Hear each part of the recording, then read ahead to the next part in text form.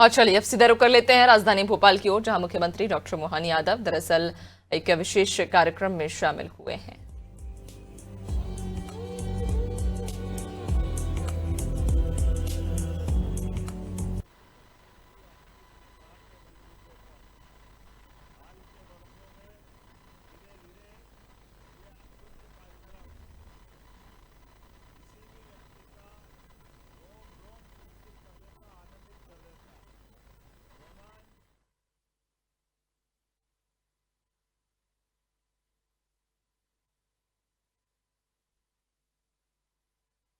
भोपाल से ये तस्वीरें इस वक्त आप देख रहे हैं, जहां मुख्यमंत्री डॉक्टर मोहन यादव दरअसल अनुगूंज कार्यक्रम में शामिल हुए हैं। आपको बता दें कि राज्य स्तरीय अनुगूंज कार्यक्रम का आयोजन किया गया है। इसमें मुख्यमंत्री डॉक्टर मोहन यादव ने शिरकत की, वे शामिल हुए और अपना उद्बोधन भी यहां पर वे इस कार्यक्रम में देंगे, जहां शासकीय सुभाष उत्कृष्ट विद्यालय में ये कार्यक्रम का आयोजन किया जा रहा है। यहाँ पर मंत्री उदय प्रताप सिंह भी मौजूद हैं। निगम श्रीमान किशन सूर्यवंशी जी, स्कूल शिक्षा विभाग के सचिव, आयुक्त, एडीपी, संचालक, इस अवसर पर आगंतुक अतिथिगण, अभिभावकगण, प्यारे बच्चों, पत्रकार साथियों, मेरे साथ आज इस कार्यक्रम में कला से समृद्ध शिक्षा और शिक्षा में भी ये राज्य स्तरीय अनुगुंज कार्यक्रम की जो रचना बनाई गई, इसकी ध्वनि आपके उत्साह और उमंग के साथ दिखाई दे रही है। हम सब प्रतीक्षा कर रहे हैं हमारे स्कूली, खासकर सरकारी स्कूलों के बच्चों की अपनी प्रतिभा के बलबूते पर हाल के वर्षों में धीरे धीरे ये अनुगुंज कार्यक्रम किसी भी व्यक्ति का रोम रोम पुलकित कर देता, आनंदित कर देता है।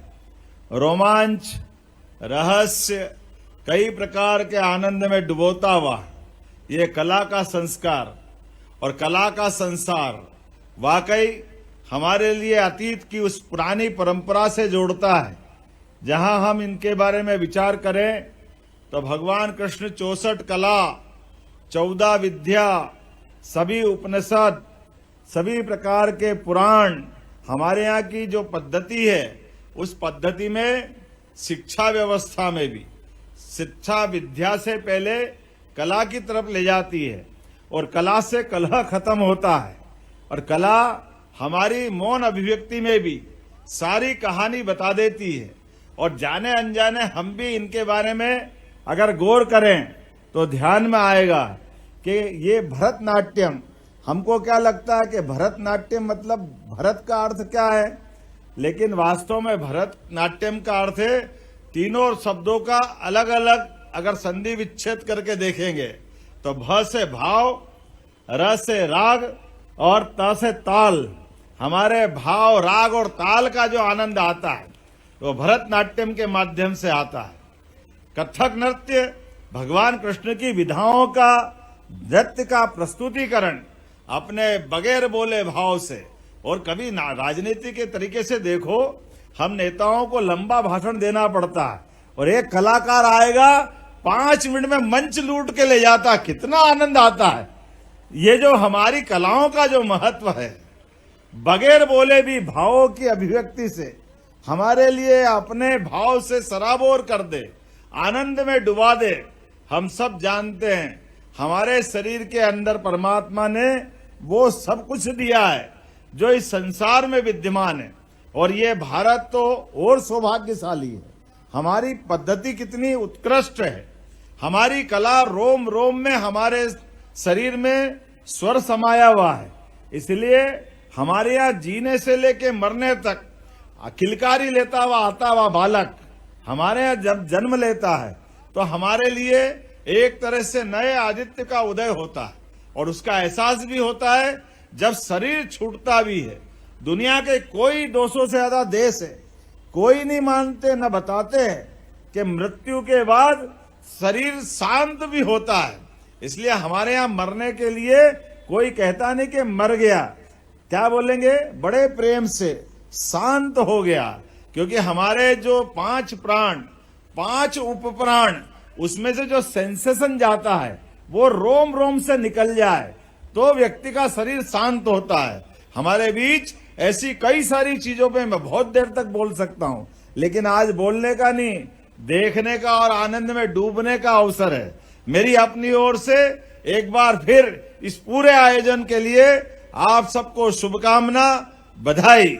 आने वाले समय में परसों स्वामी विवेकानंद जी की जयंती भी है, जिनने लगभग 125 साल पहले भारतीय संस्कृति की ध्वजा दुनिया में लहराई थी।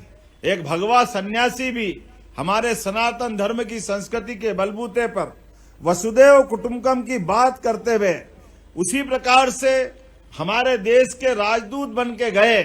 जिस प्रकार से आज दुनिया के 200 से ज्यादा देशों में, अगर हमारे दुनिया में सबसे बड़ा मान सम्मान है कि सबसे बड़ा लोकतांत्रिक देश कोई है तो भारत है। और हमें और आनंद आता है जब भारत का नेतृत्व करने वाले दुनिया के सबसे बड़े लोकप्रिय नेता यशस्वी प्रधानमंत्री नरेंद्र मोदी जी है। हमें इस बात का आनंद है।